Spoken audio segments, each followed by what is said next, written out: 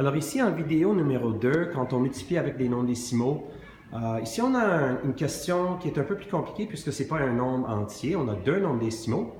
Puis on va voir comment ça change. Les étapes, ça change un peu. Alors, comment multiplier les nombres décimaux avec les blocs manipulatifs? Ici, on a 1 et 5 dixièmes multiplié par 4 dixièmes.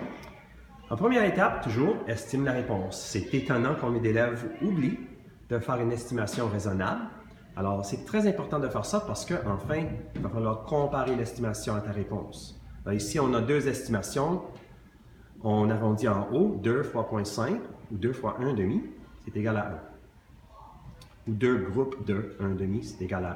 Ici, on a 1 multiplié par 1,5 ou 5 dixièmes, c'est égal à 5 dixièmes. Alors, on sait que la réponse doit être entre 5 dixièmes et 1. En étape numéro 2, on prépare les blocs selon les deux dimensions. Encore, pour répéter, on a toujours, quand on a une multiplication de deux termes, ça forme toujours un rectangle. Alors, voilà le rectangle que j'essaie de faire. On va regarder les blocs maintenant. Alors ici, on a les 4 dixièmes sur une dimension.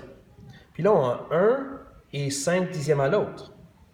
Mais regarde le problème qui est unique à cette question, c'est qu'on a des blocs supplémentaires ici.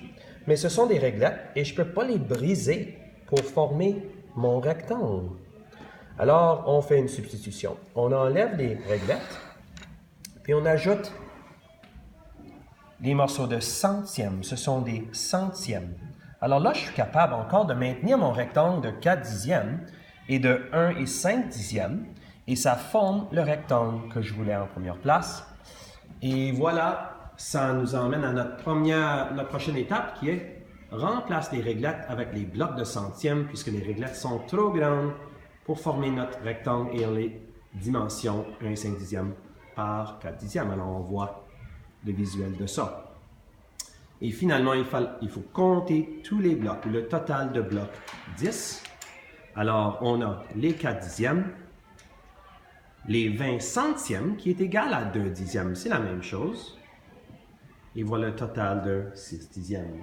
Alors, si on regarde ça dans les blocs, alors encore, on compte le total. Ici, on a 4 dixièmes. Ici, on a 20 centièmes. Une manière facile de compter ça, c'est 5 multiplié par 4, ça donne 20. 20 centièmes, qui est encore équivalent à 2 dixièmes. Si on prend 2 dixièmes, il y a 20 centièmes là-dedans.